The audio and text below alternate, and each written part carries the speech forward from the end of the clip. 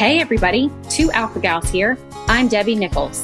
And I'm Candace Mathis, and you're listening to In the Tall Grass, where we're sharing stories of reinvention, resilience, and rediscovering joy. Whether it's facing Alpha Gal syndrome or any other redefining chapter of life, we all have to learn how to navigate the journey through the tall grass. So here we go. This episode is sponsored by Insect Shield. Did you know ticks love to hide out in leaf debris and can often survive through the winter months? But now you can treat your own clothes at home with permethrin spray from Insect Shield. It's quick, easy, and odorless, and treatment can repel ticks and many other biting insects for up to 60 days. Check out insectshield.com for more information on their EPA-registered products and use code 2AlphaGals, that's TWO AlphaGals, to save 15% on your first order and support 2 Alpha Gals. Hey everybody, happy holidays. So for this holiday edition of In the Tall Grass, Candace and I thought we would give you a little snapshot of our holiday experience living with Alpha Gal syndrome. So the way we're going to do this is the good, the bad, and the funny is what we're thinking. So good. Give us a little insight into the Mathis family holiday. Okay, so we traveled this year. We had a very short trip to visit my sister. Everyone kind of meets at my sister's house, and we had to travel 5 hours across the state. She lives in the Virginia Beach area. So I know we talked about this last week, and I would say my really good, although it was a little stressful at first, was that I did make the amazing vegan lasagna ahead of time and brought it because I didn't want to die or leave or just be in the stressful state, right? I would have rather had the stress up front than when I was there visiting with everyone. So we just decided that I would make 3 pans of lasagna. However, we really only needed 2. And it was met with rave reviews. Everyone, even the meat eaters, were like, really, there's no cheese in this. You need to sell this, all the things. So it made me very happy to see everyone really enjoying this meal together and no one had a problem with it. That is good. That is good. And funny enough, that lasagna was going to be my good too. I mean, There were lots of good things about it. There are lots of good things about our holiday. We had a really nice time.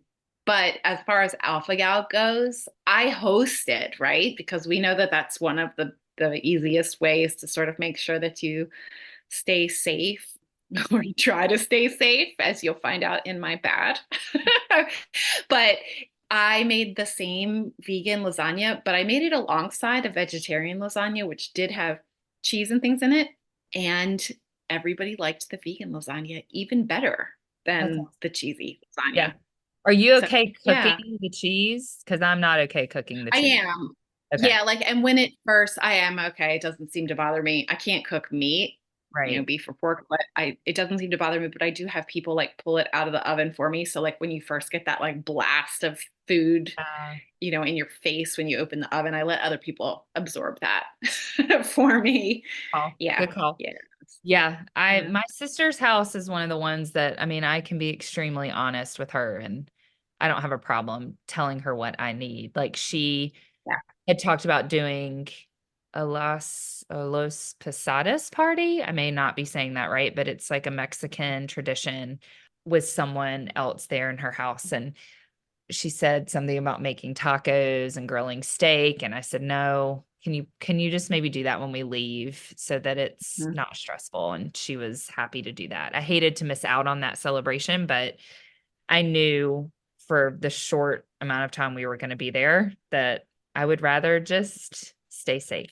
Oh, yeah, absolutely. And isn't it nice when you reach that point? Because there are definitely people in my life that I have reached that point with who are more concerned about my well-being than keeping up with tradition or eating a particular food that might be dangerous to cook around me. It's so nice to get to that point. And I would encourage anybody who's listening to try to establish people in your life who value you enough to really take into consideration your health needs.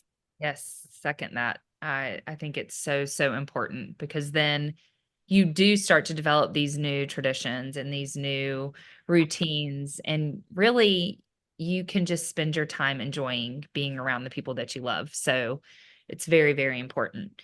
All right, so I want to know what was bad?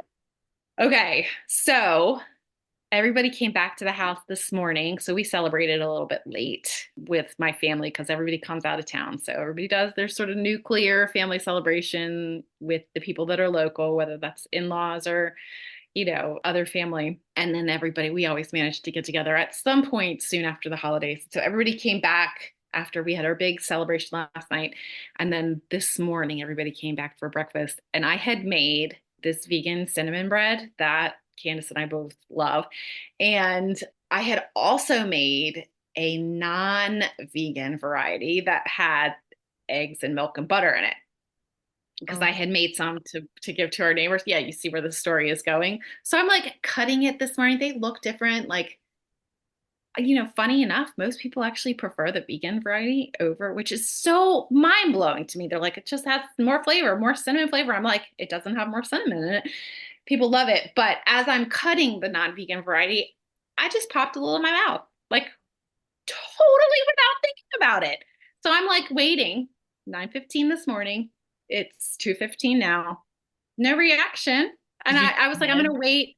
I didn't take meds because I wanted to wait to see if I had a reaction before I needed to treat it. It was neat because I didn't say anything to anybody because I didn't want anybody worrying. I didn't want anybody panicking. Around 10, I finally pulled my husband aside. I was like, just to let you know, I accidentally ate some of that bread. But I'm fine. I'm fine. And I was even fine when I did it because there was that moment of, well, crap, I have to wait 6 hours to see if I'm going to have a reaction to this. But I didn't spend that time worried, right? I didn't. I was like, okay, if I know what a reaction looks like, and if it happens, I'm going to treat it in the order that I need to treat it. And ultimately, I have my EpiPen, so I'll be safe if I need to use it. And we know how to get to the hospital, and my husband knows that I was exposed to this. So it was okay. And I'm okay. Yeah, good. So Okay. bad, but not so bad. Okay. Keep watching. I'm really glad you're okay. If it Thanks. escalates, just take your meds. Oh, That I'll be watching it. It's I know. nice that it happened in the morning, right? So I can watch it all day and it's not going to be a middle of the night kind of thing. But Yes. And you have your yeah, family there. You have people there with you. you. Great. I mean, I didn't share this on any podcast, but there was several months ago when my daughter and I made coffee together, and she's 16, and we grabbed the exact same coffee mug, and she put whole milk in hers and I put oat milk in mine, and I grabbed and took a big swig of her coffee with whole milk in it. And it definitely made my stomach start to hurt within 10 minutes. I got the weird belt tightening feeling, and I took a lot of my allergy medication. I was okay. Yeah, I yeah. didn't have to Good, EpiPen. but you start to have a reaction. Yeah. But I was good pretty quickly after that, thankfully. Yeah, and I think that is an important note to take home here is that we've spent the last 4 years, almost five, learning this allergy. And on occasion, we still get exposed. And, as hard as we try not to, we live in a world that is not made to be safe for people living with our allergy. I mean, I think Right. that's the case for a lot of people with allergies. But ultimately, when we have our plan in place and we're prepared and we let our first responders know what's happened so everybody can be aware and on call, it really helps, when that reaction sets in. And sometimes it's bad, right? These two instances, it wasn't that bad, we think. I'll let you know. Right. We'll Right. know by the time this podcast airs. Yeah. And we're really lucky, right? The alpha gal, I was thinking this morning, and what I had told my husband was like, remember, it's because he was like, do you need to take your meds? And I was like, no, it's the anytime allergy, not every time allergy. And I'm not going to react to it unless I need to, or I should. And I would at the first sign of any of my like indicators that I was having much of a reaction. I start the protocol. But I think that that's a point to take home. Like we do still react on occasion, and we are generally okay, right? And Yeah. it can get bad, and you take the steps when it does get bad, and you go to the hospital if you need to go to the hospital, and you use your EpiPen if you need to use your EpiPen. But you get through it, and you bounce back, and you move on. Right. Yeah, absolutely. And it made me think about my bad, I guess, this Christmas, which really wasn't that bad, especially in comparison to years past. I am very fume reactive, so I cannot be around even dairy cooking. I will say that I've noticed as the years are going on and I've, kind of lowered my threshold, or maybe I have more of a threshold now, actually. I don't have as much of a histamine bucket overload.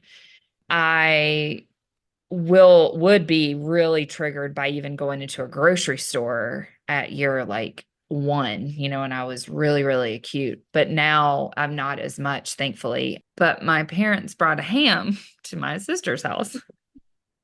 And I was like, oh gosh, here we go. So thankfully, I told my mom, please don't put that in the oven. That cannot be heated. She said, I know, I've already done that. And so we moved along the day. And then my nephew, who, he's young, he doesn't really know, he grabbed a big old plate of ham and put it in the microwave and then came and sat down directly beside me at the table. And I said, sorry, Liam, I gotta go. Like I had to move. I couldn't, I wasn't going to sit there and like inhale it. And so, It's not worth it if you can avoid it. no. Yeah. And so, they're not around that all the time. And they didn't even think about if someone popped it into the microwave. So it was fine. There was no crisis. But I did just remove myself from that area for a while until things dissipated. That's a good tip no matter what, right? If you're in a situation where you're uncomfortable or you're concerned about a reaction or you're having anxiety, remove yourself from that situation Right. because ultimately that's only going to improve things, right? Right. If you even if it's just anxiety, and I don't mean to minimize just anxiety because anxiety is real and legitimate. We just have such a hard time sometimes distinguishing between anxiety and an allergic reaction. But if removing yourself reduces that, it's totally worth it. Yep, absolutely. And again, I felt comfortable too because my husband was there. I had all of my medications, my EpiPens. There's a lot of comfort, I think, in your support people, knowing that they're there with you, knowing that, just like you said, when you have your plan in place, I think you can step into situations that maybe were even scarier before that maybe they're just not quite as scary. So yeah, so that was that. So okay, let's do funny. What was your Okay. funny? Okay. So I have a funny that is about both of us, me and you. Good. And it happened right before Christmas. And I hope this is comes off as funny as it was in person because it involves that same vegan cinnamon bread that I mentioned before.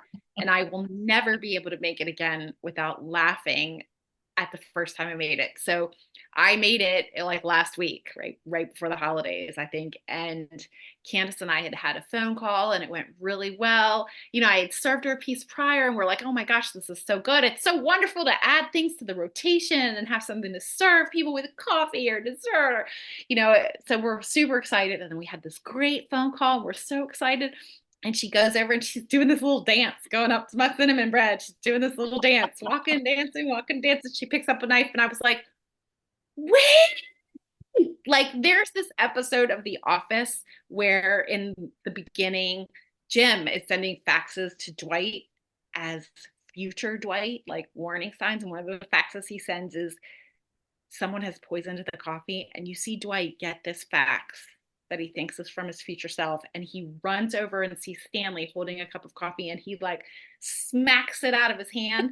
This was the moment I had because Candace picked up a knife that I'd used to cut vegan pumpkin bread, which had gluten in it that I'd made for the kids. And she goes, no, I'm just going to have a little bit. I couldn't get the words out fast enough because I didn't want her to like gluten herself.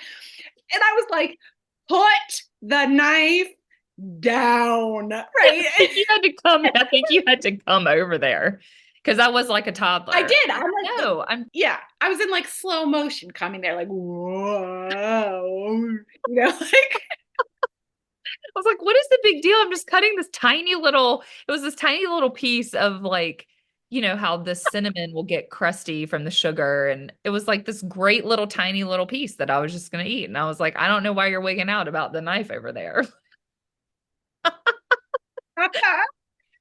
And then, well, we put that knife down and I got her a clean knife and cut her a nice big honking piece because I didn't want her to think that I was like, don't eat my cinnamon bread.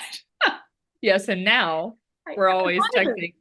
I made the cinnamon bread Christmas morning because the kids, the teens actually requested it. They requested that over my cinnamon rolls, which I feel like was huge. And also easier. So much easier than cinnamon rolls. Easier. Gosh, maybe we'll link that recipe for you guys if you want to try it. It's so easy. That's a great idea. I was laughing every time I make it now. I laugh and see like you running toward me, trying to grab the knife out of my hand. It's very funny. Yeah. Yeah. So it's going to be funny for a long time.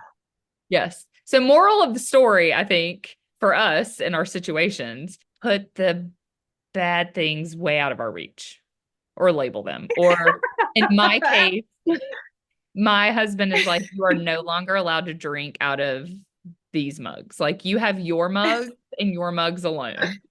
So, you know, like I do think we kind of have to put those protocols in place too for ourselves a little bit, that you can get way too comfortable, then it's easy to have a slip up.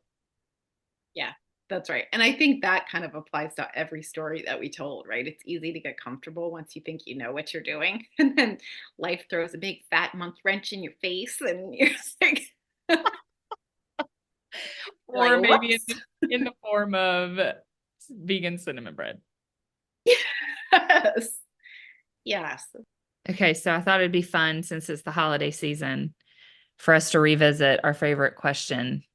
What song during the holidays brings you joy?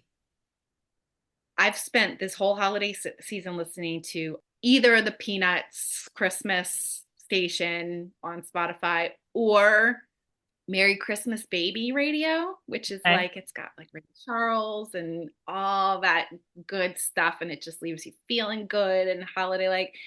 But my very favorite song during the holidays is God Rest Ye Merry Gentlemen with Sarah McLachlan and the Bare Naked Ladies. It's my favorite holiday song. I love it. I sing along. I harmonize with it. I love that. I love that song. That's one of my favorites too. And I'm huge Charlie Brown Christmas. That plays nonstop in my house. But I also really love Bing Crosby. That one reminds me of like my childhood, just his Christmas album. Is that your answer, the Bing Crosby album? Yeah, probably. I mean, the Charlie Brown Christmas one is my all-time favorite. But between those two, I don't know. Do you watch the Bing Crosby Christmas movies? Yes, my daughter loves White Christmas. Yes, that's the first one I always watch each season. I watched it while I decorated my Christmas tree. One of my Christmas trees too. Yes, love it. I know. I thought about getting her a shirt with the sisters on it. Yes, that's another song I sing to and harmonize, and my kids are like, "Oh my gosh!" Like, no, I'm good, right? Just call me Rosemary Clooney. No. Ella calls me Lisa from Dirty Dancing when you start singing. Like, thank you for your encouragement. And yes, I feel you. You. We'll take some singing lessons together. Yep. Love it.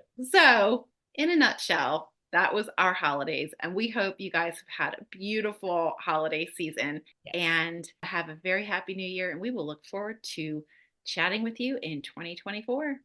Until next time. Thank you for joining us today on In the Tall Grass. Visit us at 2alphagals.com. That's TWOalphagals.com. Or you can find us on Instagram and Facebook at 2alphagals. If you enjoyed listening, please leave a review and help us grow this community. We're all faced with obstacles on our journey, whether it be food allergies or tick-borne diseases. You might outgrow the reactions, but you won't outgrow the person you become. Ticks suck, but life doesn't have to.